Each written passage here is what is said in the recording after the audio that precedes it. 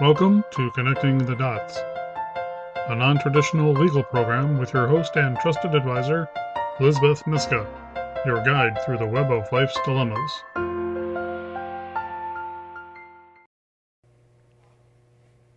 Welcome to another edition of Connecting the Dots. I'm your host, Liz Myska, and today I am pleased as punch to have my friend, Mike Milligan, poet, musician, thinker. What am I leaving out, Mike? Well, the thinker, I mean, that might be a little extra, but Hiker. hiker will do, sure. Artist. So Mike has just published a book that he is going to tell us about.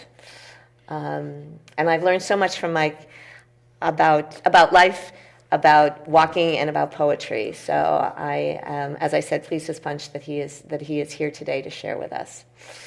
Okay. So Mike, how would you like to start?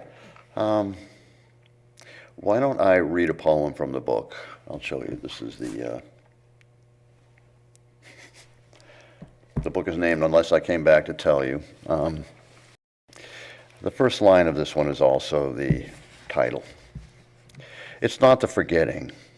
It's the way the memories shift, renewing themselves like fractals, each time an unmeasurable drift. Real nonetheless. And if that weren't enough, simply considering the idea of mutable recall might further the process. Watching the twists like water spinning and skirling from a faucet, almost always the same, but still not quite. It's not forgetting, it's how the memories shift, resurrecting themselves over and over, drifting the slightest iota until an idea modifies itself and everything starts over again except that one little difference.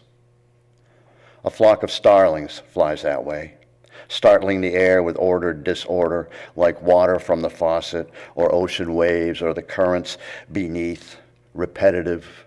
Those birds taking flight in the same pattern that is never the same shape twice, but always each starling knows the signals, knows its place in the form. Yet each skyward rush like memory forms once, then reforms and reforms, until each rising up through thin air, always the same. But look closely, the shape always changes, and the flock resurrects itself until it finds the night tree and dreams until morning when it remembers itself again. So. You always make me think in terms of images, and all I can think of is in our walks, the birds, the geese in formation, and how you've taught me how to relish what I can't see, and your words evoke that for me. So, but I want the audience to understand, where does that come from in you? And that's a good question, and it's always. I think every poet struggles to answer that because.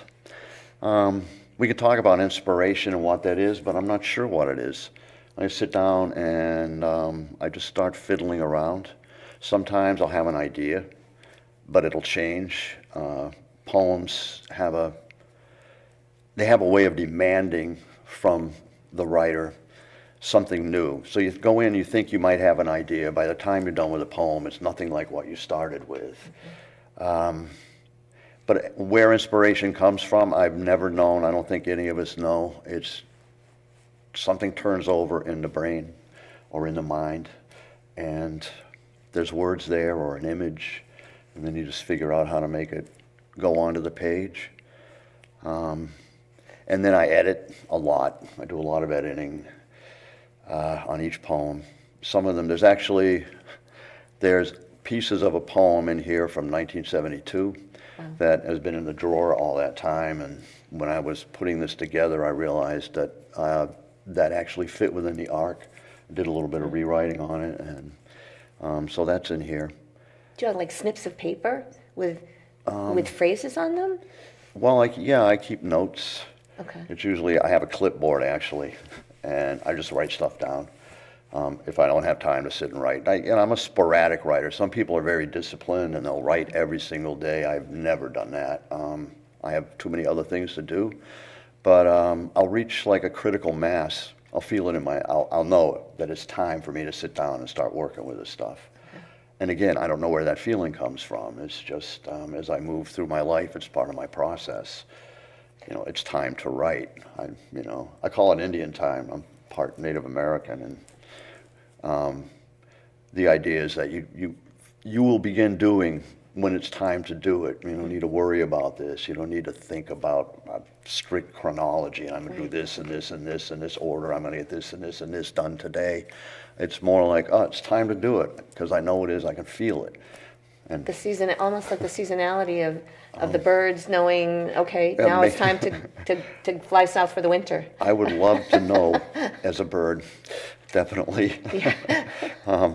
But yeah, maybe it's a similar process. I'm not, once again, I haven't read anything about the functionality of the brain around creativity that has really given me a real clue. I mean, you can measure the brain as I'm writing, and you can pull out that I am writing, right. That I'm working with language. The amygdala will be stimulated, so my imagination is engaged. You can see all of that, but what makes that happen? Nobody knows. Right.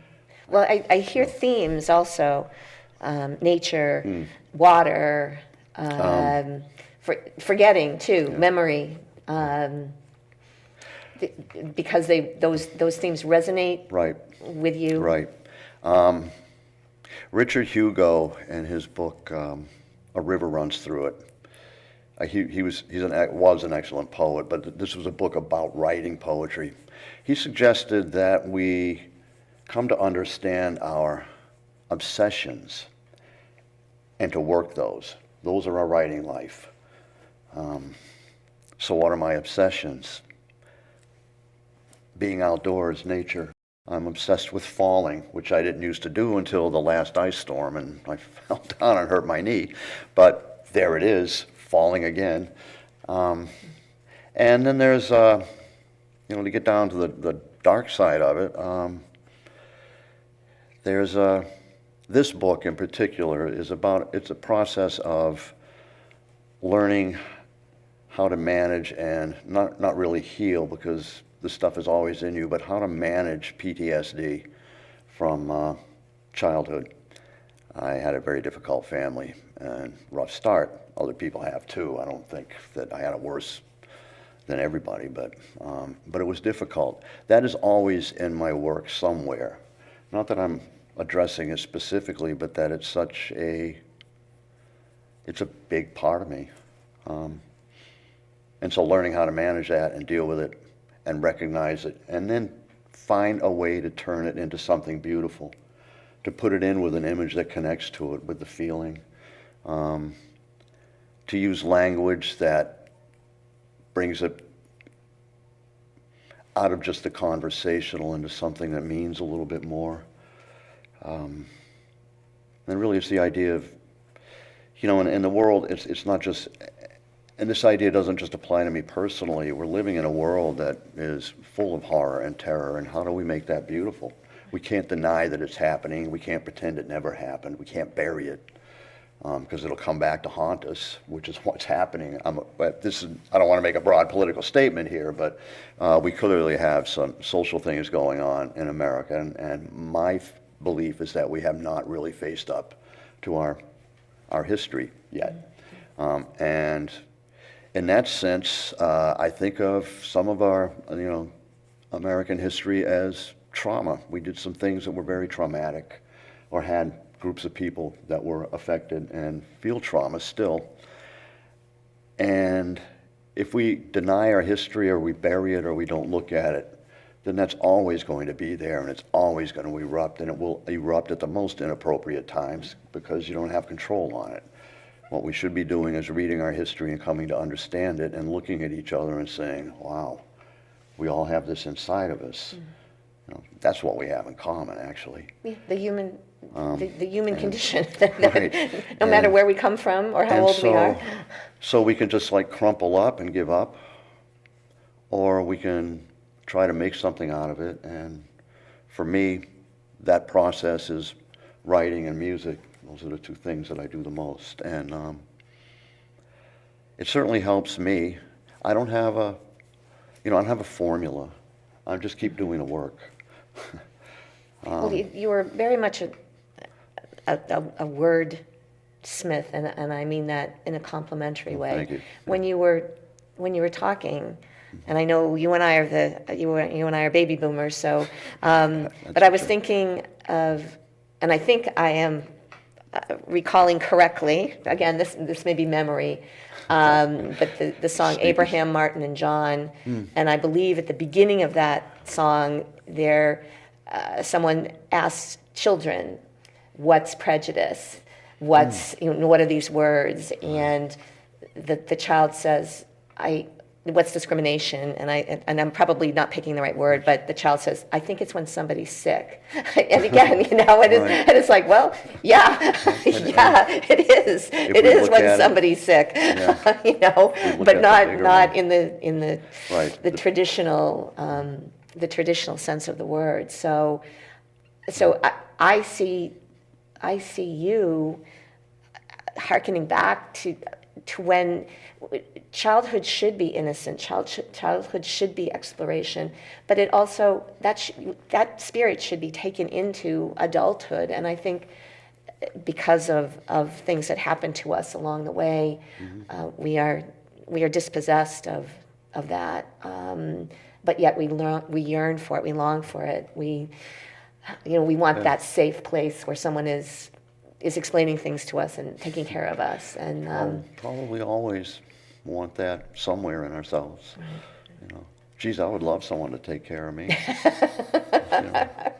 In fact, people are trying, but just, run the errands. There you go. Well, when you said obsessions, that was another thing I thought of habit.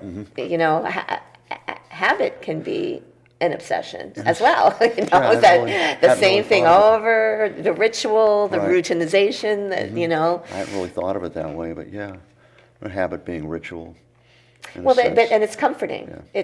It's comforting. Which is why, we do those things over and over, exactly because it is comforting. We're used to it. We feel safe doing it. We know what it is. Right. We don't always know why we do it. Well, again, I just think it's human beings think they crave the stability and the certainty, but we're always changing, and that was what you read also, that it's never the same. The formation may be the same, but then are you looking at it and it's not the same. It's not the same. I know you've written other books, other poetry. Yeah.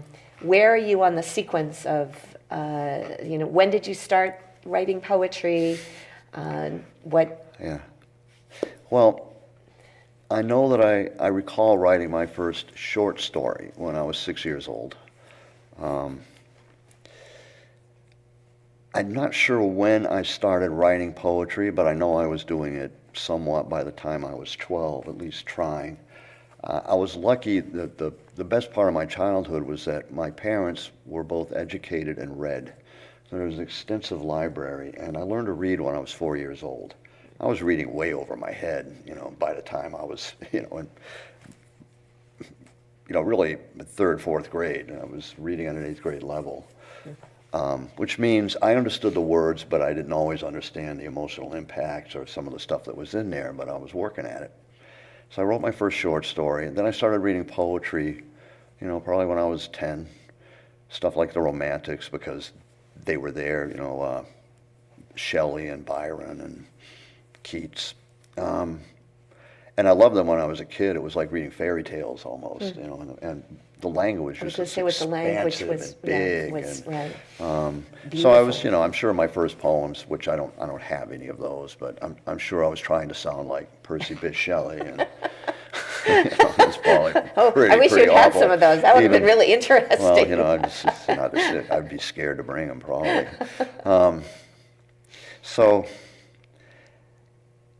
But there was a critical moment where I pulled a book of poetry out of my father's shelf, and it was the collected works of Dylan Thomas.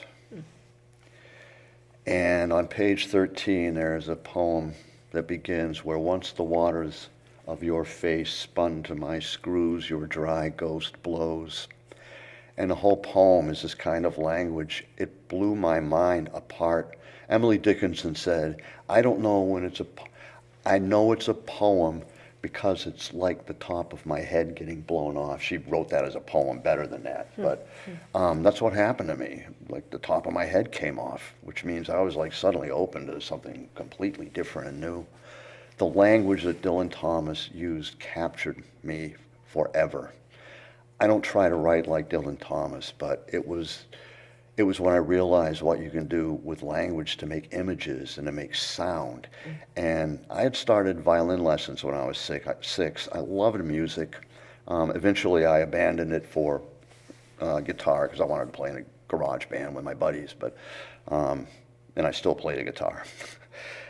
But it sounded like music to me. It was the same as music, except it was words making it. And there it was. That's what I've been working with, those ideas about writing poetry. It's about language. It's about the beauty of the language. You can work with any subject and make something out of it. There's no limits. I don't feel there's any barriers or boundaries within the idea of poetry. There are those who would disagree with me. Poetry is supposed to be certain things. Like a formula. And, formulas, form. I'm a confessional poet, like I could point, people might know Sylvia Plath, Anne Sexton, Robert Lowell. They were like the early confessional poets, which means I will write about myself. There are those who think that you should never put yourself in a poem. So that's a little controversial still. To me, a poem is whatever a person makes it.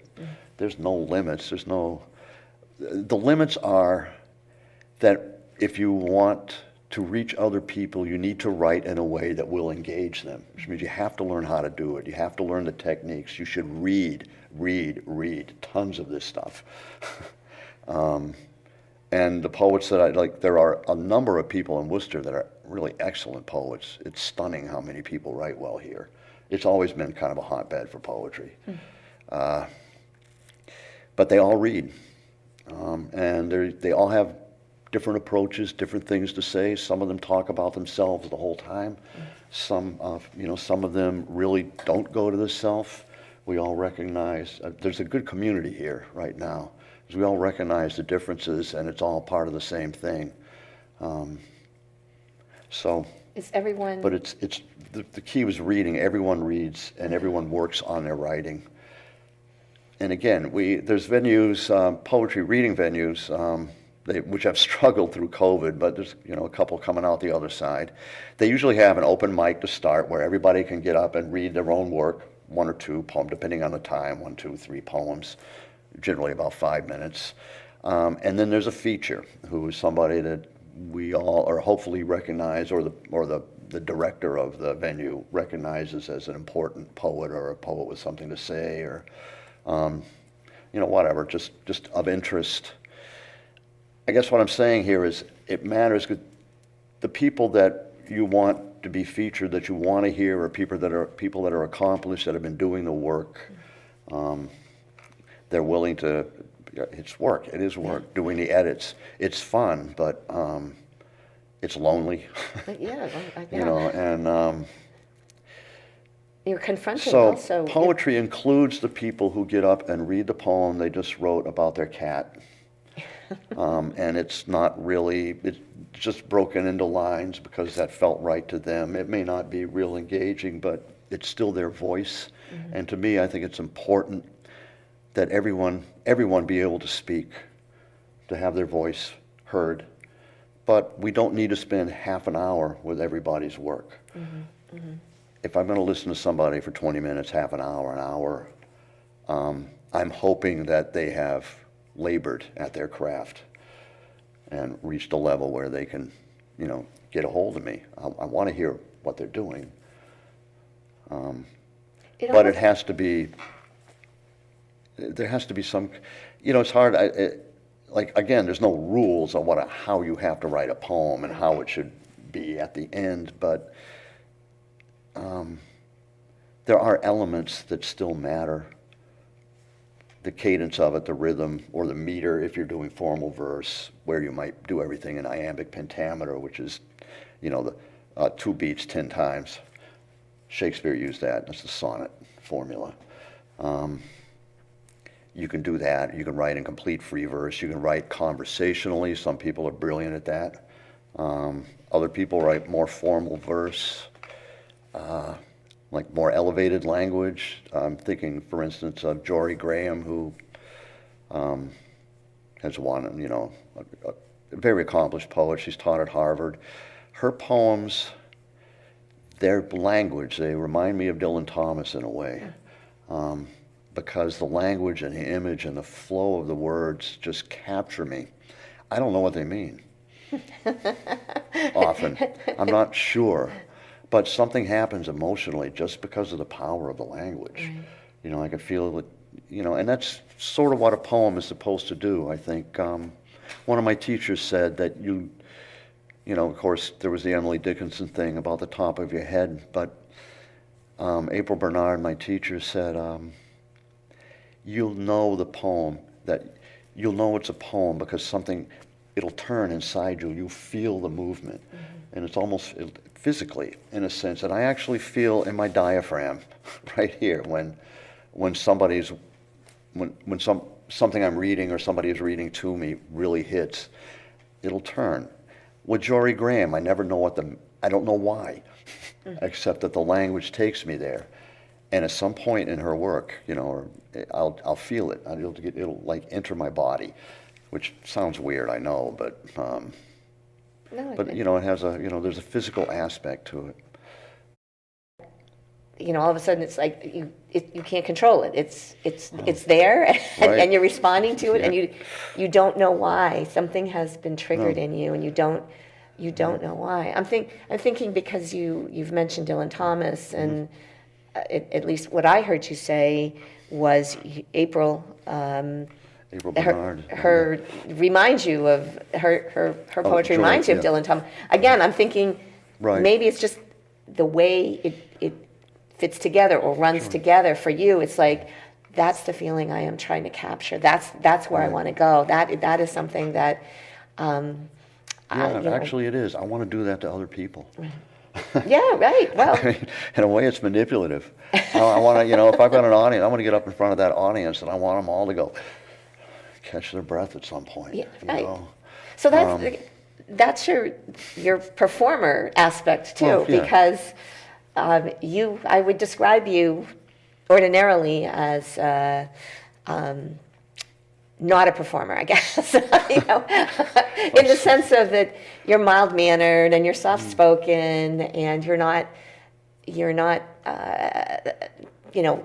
boisterous or flamboyant or whatever. But it's obvious when you read, and I've never heard you play music, but I would imagine other than your tapes. But it's obviously there's something transformative in you, and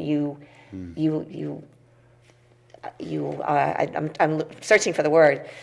You love the fact that you're immersed in it, and you want others to be similarly situated, I guess. Actually, this is a memory thing. You have heard me play. Okay. It was at the Poetry Award. Oh, yes. The Stanley Kunitz Beg pardon, yes. medal, but I was only playing background music. Yes. I wasn't, which is fine. I like doing that too. But I don't get anxious when I do background because I just tell myself it's practice. And you were in the back of the room. You weren't in the front of the room. Right. So, and when you perform, you're in the front of the room. I like to perform. I like the stage. I like to play music on the stage. I like reading. Part of it's ego. I know that if I do good, the audience will say nice things to me, and that always feels good. But the reality of all of this is if you get hung up on accolades or seeking that, it's going to affect your work, and it's going to damage you. The work is a process, and a process is what is my mind, as it develops and as it approaches new ideas and as I learn about myself and the world. So again, process. The book is part of the process. It popped out, sort of. Here it is on its own, but I'm still working. How can people get a copy of your book, and are you performing anywhere? Okay. You can go to my website, Michael-Milliganpoetry.com, and you can order the book there. You can, if you know me, you can send me an email, call me up. You can also buy it at Kelsey Books, who is the publisher, or Amazon, but if you know me, I don't need to go through the whole thing, but I would say don't buy it at Amazon. But if that's the most available way, of course. So you can get them pretty much through those. They will be in local bookstores shortly. As far as performances, I don't have dates, but I will be doing Nick's, and I'll be doing the Thursday Lab up in Princeton, and they will be live readings, hopefully. So sometime over the next month, I'll have the actual dates, and we'll be doing that. Are they scattered over the course of the... Well, I'm sure, yeah, and there's other venues that will be coming into focus as well. Okay. And I'm going to try to space them out. You know, it's about marketing. If I have them all in the same month, you're going to forget about me. By the And you month want to be after front and that, center. I want to keep people's minds on it. Well, Mike, I'm very appreciative of you coming and sharing not only your book, your poetry, but yourself with us, and particularly with me, because it was the pandemic that literally brought us together, and your writing during the beginning stages of the pandemic every day, and you would write a piece of music, and you would write your, what you were feeling, and that was so engaging and so revealing about you, and again your talents. So it's been sheer joy. So Thank you. So thank you for being my guest today. Thank you. Join me for another edition of Connecting the Dots. Please note that the information provided in this show is not a substitute for consulting with an experienced local attorney and receiving counsel based on the facts and circumstances of a particular transaction. To contact Lizbeth, email her at lisbeth@elizabethlmyska.com or call her office at 508-753-7681. We're online at connectingthedots.lawyer. Executive producers, Lizbeth Myska and Jack Peacock. Producers, John Medberry and Bill Hamilton. A production of Elizabeth L. Myska, J.D., LLM, in association with Compliments.